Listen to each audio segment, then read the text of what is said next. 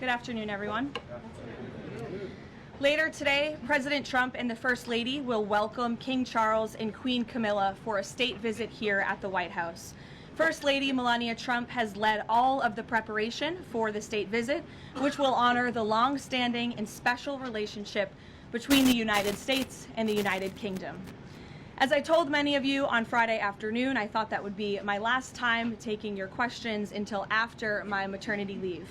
But given the attempted assassination of the president and, quote, top Trump administration officials, as the depraved shooter noted in his manifesto at the White House Correspondents Association dinner on Saturday evening, I felt it was prudent to be here today to answer your questions and inform the American people about how the administration is responding to yet another attempt on President Trump's life. Saturday was supposed to be a joyful evening, celebrating free speech and the First Amendment with all of you, members of the press. Instead, the night was hijacked by a crazed anti-Trump individual who traveled across the country to assassinate the president and as many administration officials as possible. This is the third major assassination attempt against President Trump in 2 years. No other president in history has faced such repeated, serious attempts on his life. First and foremost, the President, the First Lady, and everyone in this White House are extraordinarily grateful to the brave law enforcement professionals who sprang into action to apprehend the would-be assassin and keep all of us safe. The President would especially like to express his gratitude to the men and women of the United States Secret Service who acted with the utmost professionalism, courage, and sense of duty. This includes the heroic agent who took a bullet to the chest. Thankfully, he was saved by his bulletproof vest. Minutes after returning here to the White House to the Oval Office, despite fighting Secret Service to try to stay and keep the dinner going on Saturday, ahead of addressing you here in the briefing room, President Trump was intent on speaking to this brave agent to ensure he was okay, and the agent assured the president that he was. As you know, I was seated next to President Trump and the First Lady when the shots were fired before Secret Service swiftly moved us to safety backstage. The president's calm in the face of chaos, while yet another individual was trying to take his life, was really remarkable to witness, and it's something I will never forget. President Trump is fearless because he loves this country, and he is willing to put his own life on the line to deliver on the promises that he made to the American public who elected him here into the highest office in the land. And while we are blessed to have a fearless president, we should not live in a country where such constant fear of political violence permeates our society every single day. We can and we should have fierce disagreement in this country. As you all know, we disagree often, myself in this role and all of you in the news media, but those disagreements must remain peaceful. Debating, peaceful protesting, and voting are how we need to settle disagreements, not bullets. Nobody in recent years has faced more bullets and more violence than President Trump. This political violence stems from a systemic demonization of him and his supporters by commentators, yes, by elected members of the Democrat Party, and even some in the media. This hateful and constant and violent rhetoric directed at President Trump day after day after day for 11 years has helped to legitimize this violence and bring us to this dark moment. Those who constantly falsely label and slander the president as a fascist, as a threat to democracy, and compare him to Hitler to score political points are fueling this kind of violence. The left-wing cult of hatred against the president and all of those who support him and work for him has gotten multiple people hurt and killed, and it almost did so again this weekend.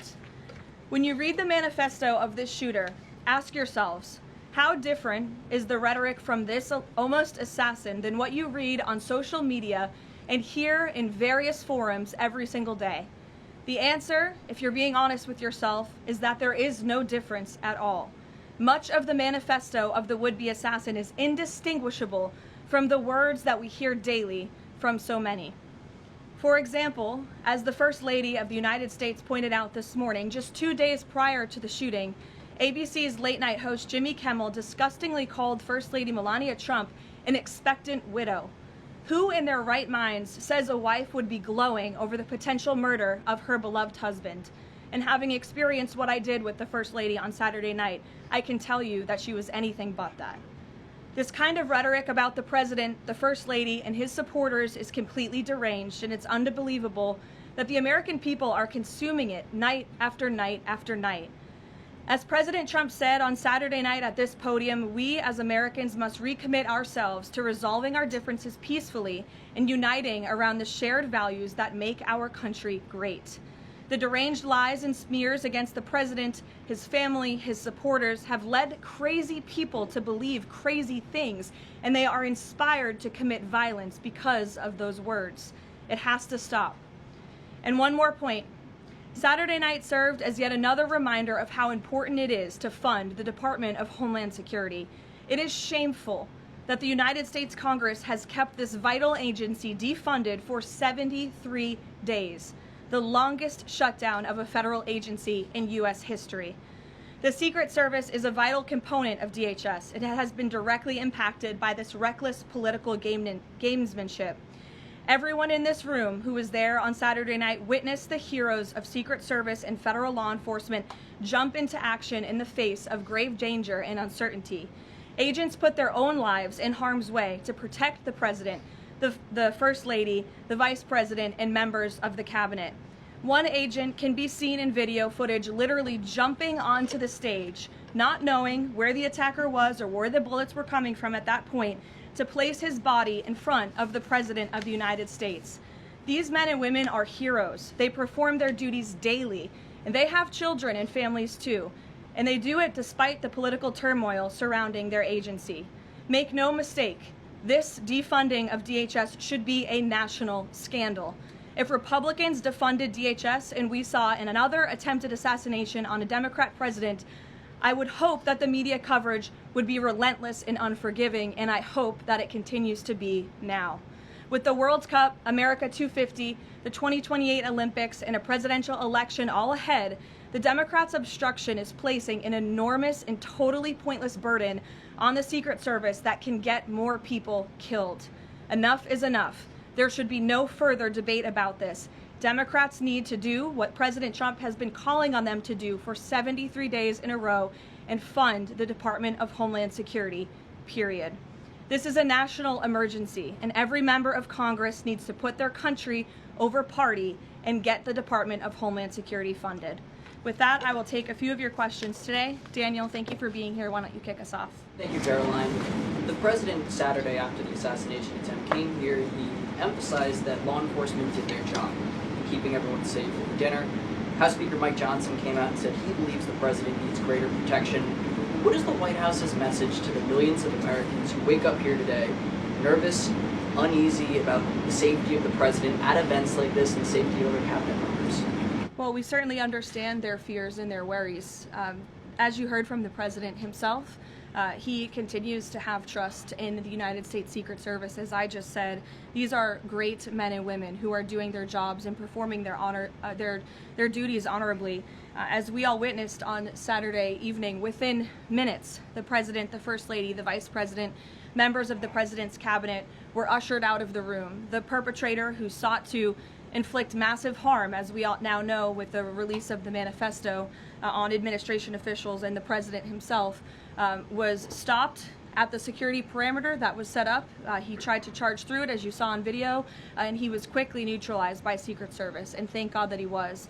With that said, obviously the White House is always asking the tough questions and ensuring the safety of the president. I understand there will be a meeting early this week convened by the White House Chief of Staff Susie Wiles with top DHS leadership, members of the United States Secret Service, and our own operations team here to ensure the safety and the security of the president, as we do have many of these major events moving forward. So we're always monitoring operations and procedures, always asking the tough questions to ensure the president is safe, and the American people should be assured there's no higher priority for the president and his staff than the president's safety. Caroline, Friday you said that you thought that gaggle out of the sticks would be your last one before your baby. Back in 2024, when the president had the attempt on his life in Butler, you cut your maternity leave short back then. You're obviously back here today after Saturday. Can you just elaborate a little bit why you felt it was important to be here to brief the media and talk to the American people from the stand? Sure. It's sort of crazy timing when you put it that way for both children with 2 assassination attempts against the president. I'm honored to work in this job. I view this job as the president's spokesperson and the White House spokeswoman as public service. It's not just any job. I'm honored to do it, and I'm honored to work and speak on behalf of President Trump, who has faced unprecedented adversity and challenges, and I'm honored to work for him. And again, as I witnessed on Saturday night, just his dogged resolve and determination to get back onto the stage, and he was pushing Secret Service and law enforcement to allow him to address, and that really, I think, hopefully gives the country the type of strength that we need. And I certainly know, as his spokeswoman, and I can speak on behalf of all of the staff here at the White House, the president inspires all of us to just keep going and keep fighting every day. Thanks, Daniel, and congrats to you on your new baby. He's beautiful. Aisha.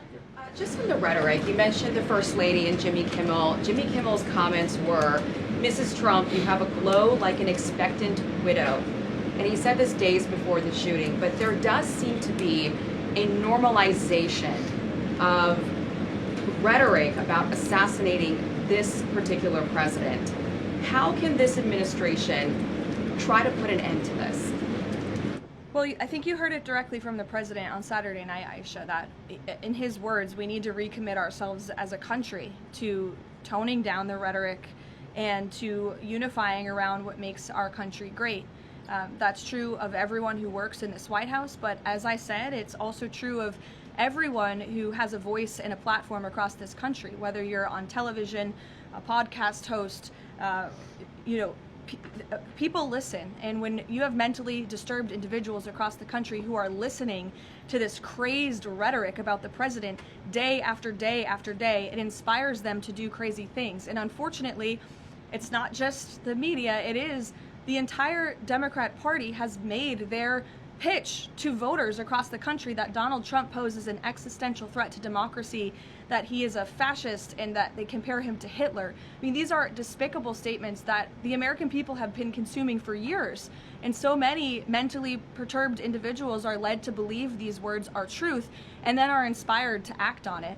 I have a whole host of examples that we can share with you after. It is pages and pages of major Democrat Party elected officials saying, such as Rep. Hakeem Jeffries just this month said, "We are in an era of maximum warfare everywhere all the time."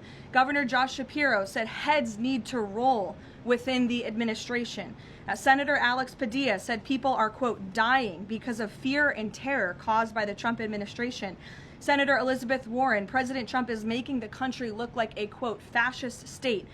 Senator Adam Schiff saying President Trump using a dictator playbook. Senator Ed Markey calling President Trump a dictator, saying that this administration's actions are authoritarianism on steroids. Governor J.B. Pritzker, "Never before in my life have I called for mass protest disruptions. These Republicans cannot know a moment of peace." You have Rep. Presley saying, "We'll see you in the streets." Rep. Monica McIver, a Democrat representative on Capitol Hill, "We will not take this shit from Donald Trump. He thinks he's a dictator. We are at war." These are Democrat elected officials calling for war against the President of the United States and his supporters. I could go on and on, but again, when you have people in positions of power that are saying things like this every single day for years, you are inspiring violence by people who are already mentally ill. And that's what we've seen against this president for far too long. This is disinformation and misinformation online. There will be bite-sized clips that will go viral to the point where there are Americans in this country that believe that what happened Saturday night was staged. How does this White House tackle that with social media companies out there, whether it's X, Facebook, Instagram? How do they work with these companies to make sure that doesn't get out of control? It's certainly a good question, Aisha. I don't have tangible answers for you on what we're doing with social media companies, if anything at all. What I will say is it's very important to us that we get the truth and the facts about this case and any case out there as quickly as possible to dispel some of that crazy nonsense that you do see running rampant online. And I think the Department of Justice and the FBI thus far have done a good job of disseminating the truth and the facts about this alleged attempted assassin the perpetrator in this case, and I understand he'll be arraigned in court very soon. You all see that, in the Department of Justice will be giving a briefing and an update later today. So as far as we're concerned, just providing maximum transparency, and hopefully people will believe the truth rather than the lies and the conspiracies that so often do go crazy on social media. Rachel. Thanks, Caroline. Does the administration view this as a security failure, or did the protocols work as they were designed? The president has said he believes that the protocols worked. Again, you had a perpetrator who tried to breach the security parameter that was set up by Secret Service, and he was running as fast as he could and was immediately neutralized moments later. And again, having been right up there on the stage with the president and the First Lady, I can tell you it was seconds before we were told to get down, and it was seconds before we found ourselves in the hold room backstage. It all happened literally within a matter of seconds. The president, the vice president, and the First Lady being pulled to safety. That is not done if there's a lapse. So Secret Service did their jobs well. They communicated with one another to remove the president and the vice president to safety as quickly as they could, and obviously to neutralize the shooter as well. And thank God they did, because if that man was allowed into that ballroom, it would have been a much different scene. And just one more follow-up on just how the White House could be rethinking security protocols going forward. I mean, we all remember after the attempted assassination in Butler, there were indoor rallies that were held after that. Is that out of the question, changing any additional security protocols when it comes to how the president does these events that are outside of the White House? I definitely wouldn't say changes are out of the question. I think, again, that it's up to the White House here, and we view it as a great responsibility to ensure the maximum safety of the president and the vice president and the entire cabinet. And so we're always looking for ways to improve security. I think if you just sit here and say everything is perfect all the time, that's not a good way to operate. And so the White House will continue to engage with DHS and with Secret Service to find ways to improve and strengthen security. But as far as Saturday night is concerned, the president was satisfied with the response, and he's very grateful to the men and women who provided the response for him and his wife and members of his team. Deanna. Thanks, Caroline. The president has talked about rescheduling the dinner within 30 days. Does he have a specific venue in mind, and would he consider hosting it at the White House? Well, unfortunately, we don't have a room big enough here at the White House, which is another point to be made, and the president is absolutely right. It's why the White House Ballroom project is not just a fun project for President Trump, like you will read in the media. It is actually critical for our national security that a larger, secure building on this complex, which is the most secure complex in the world, is built to accommodate not only large amounts of guests, but also the president, the vice president, members of the cabinet. The line of succession in this country should be able to gather freely in safety without the fear of threats or political violence. And the White House Ballroom will provide that. And so it's critical that we get this project done as quickly as possible. Iran as well. Thank you, Caroline. Thank you, Caroline. Two questions, if that's all right. First, on the security situation on Saturday, kind of a follow-up here. Previous administrations have sent both the president and the vice president to the dinner. But after the foiled attack on Saturday, if the dinner is rescheduled, would President Trump and Vice President J.D. Vance both plan on attending? And is it wise to have both of them in the same spot, given the presidential line of succession that you mentioned a second ago? It's definitely a good question, and I know that it's one that will be raised. I can assure you the president intends to attend the event, as he has told all of you publicly. I don't want to rule in or out the vice president's attendance, but certainly that's a conversation that will take place. Iran has proposed a mutual reopening of the strait, leaving the nuclear discussion for later in the process. Given that the nuclear program has been a red line for this administration, would the president agree to that kind of phased negotiation? Well, only because it's been reported. I will confirm the president has met with his national security team this morning. The meeting may be ongoing, maybe not. I don't want to speak affirmatively because I was prepping to come out here, but the proposal was being discussed. I don't want to get ahead of the president or his national security team. What I will reiterate is that the president's red lines with respect to Iran have been made very, very clear, not just to the American public, but also to them as well. So they're considering I wouldn't say they're considering it. I would just say that there was a discussion this morning that I don't want to get ahead of, and you'll hear directly from the president, I'm sure, on this topic very soon. I'm going to ask you about the Fed chairman, but first, 3 assassination attempts in 3 years. Is this going to change the type of events that the president goes to? Well, again, that's going to be part of the conversations moving forward. But as you heard from President Trump, he does not want these deranged lunatics and these grave acts of political violence to change our American way of life. And I think it's a very brave thing for him to say. It'd be very easy for him to just hunker down here at the White House where he knows he's safe, but the president wants to be out across the country. He wants to go across the country to meet with Americans. He wants to celebrate the 250th birthday of our nation's anniversary this summer. As you know, we're gearing up for a big UFC fight here on the South Lawn. So there's many exciting events I know the president wants to be part of and will be part of moving forward. He's undeterred in that way, and it's something that inspires all of us here to keep going. Senator Tillis is now dropping his objection to allowing Kevin Warsh to be confirmed because the DOJ has closed their investigation. Is the president satisfied that an Inspector General report into the Federal Reserve is enough to look into these renovations? The president understands that the Inspector General has greater tools at their disposal, perhaps even more powerful than a grand jury, to continue investigating the financial mismanagement of the Fed building, which is a priority for the president. Look, he's a builder himself. When he sees something has a lot of cost overruns, is taking too long, and in this case ripping off the American taxpayer, he wants to get to the bottom of it. I understand Senator Tillis put out a statement saying he'll support Kevin Warsh's confirmation. That has been our position all along from day one. He is more than qualified for the job, and we look forward to working with the Senate on his swift confirmation process. Megan. As a follow-up on Warsh, will the president be satisfied once the Fed's Inspector General finishes that investigation, even if it finds no evidence of wrongdoing? Well, that's a hypothetical question. I'll let the president speak on it when we see the results. It's obviously far too early to say. And relatedly, as a follow-up, now that it looks like Warsh will be confirmed by the end of Jay Powell's term, is he still considering firing Jay Powell if he stays on as governor after that? I haven't talked to him about it specifically, but I think the president will be satisfied once Kevin Warsh is confirmed as the Fed chair, which he should be. Karen. On Iran, the president had said last week that the U.S. has started the process of clearing the Strait of Hormuz of mines. Do you have an update on how many have been removed and an estimate of how long that process could take? I don't, but I would defer you to the Pentagon on that. We'll make sure they get you an answer, Karen. It's an ongoing process, though. It's still actually happening right now. Again, I would defer you to the Pentagon on anything with respect to clearing mines in the Strait of Hormuz. Thank you very much.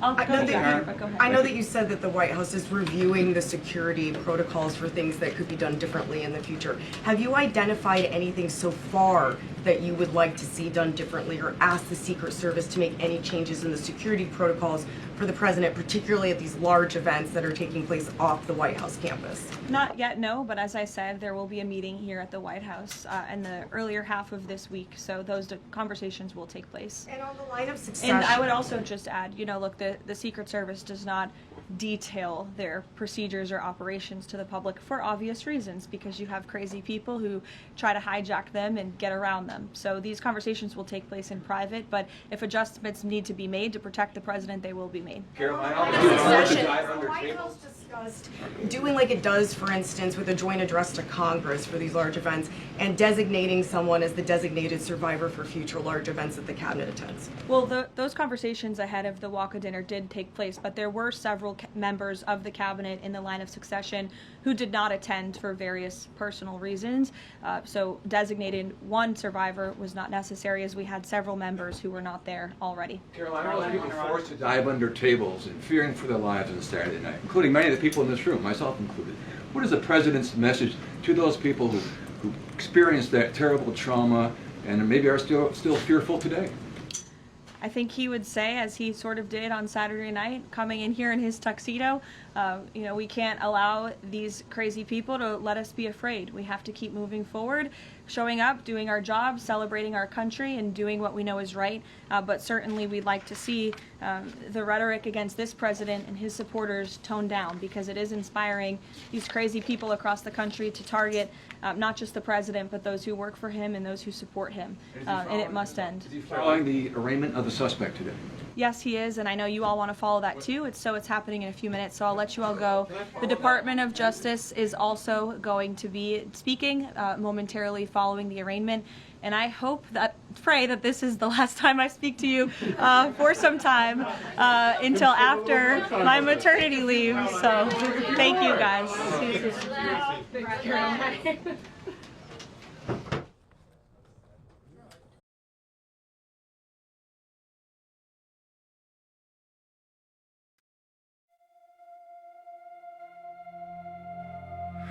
When it was quiet,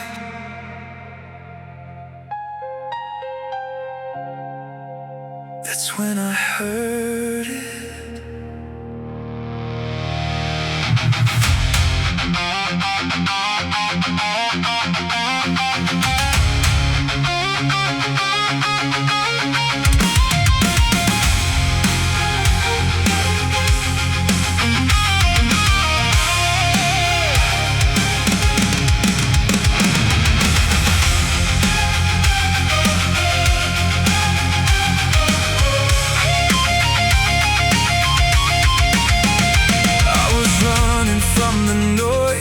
Drown out every voice, every answer I ignored was waiting behind that door. I filled the silence with my fear, tried to make it disappear, but the louder that I ran, the less I understood who I am.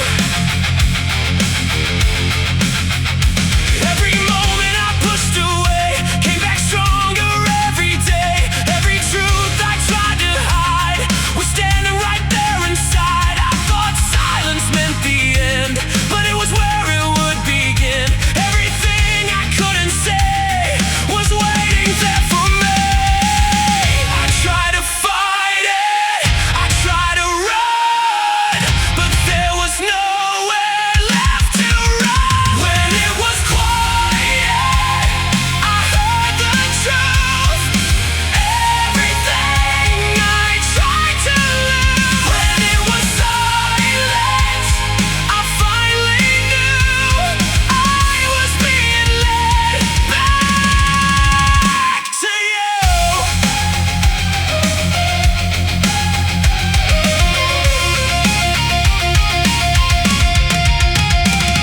All the walls I built so high, all the ways I tried to hide, started breaking piece by piece when I finally faced the deep. Every scar I tried to bury, every weight I used to carry, turned into what made me stand, turned me into who I am.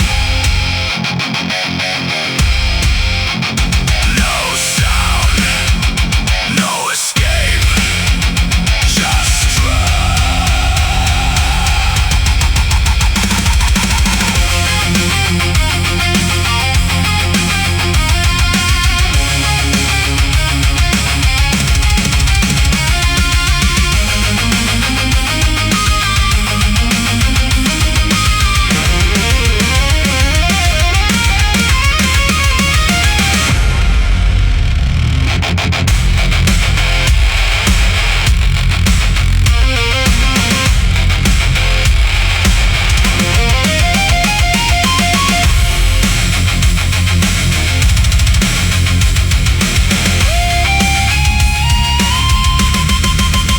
You can feel,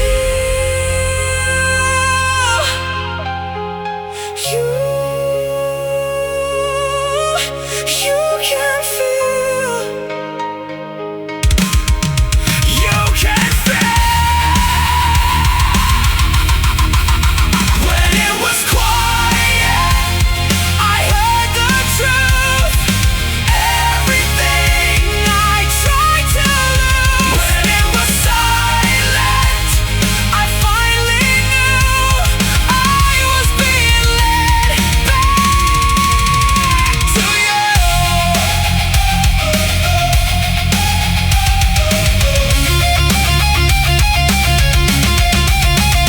Louder, bigger.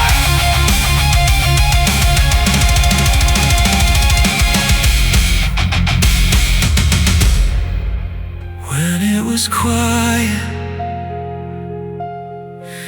that's when I heard you.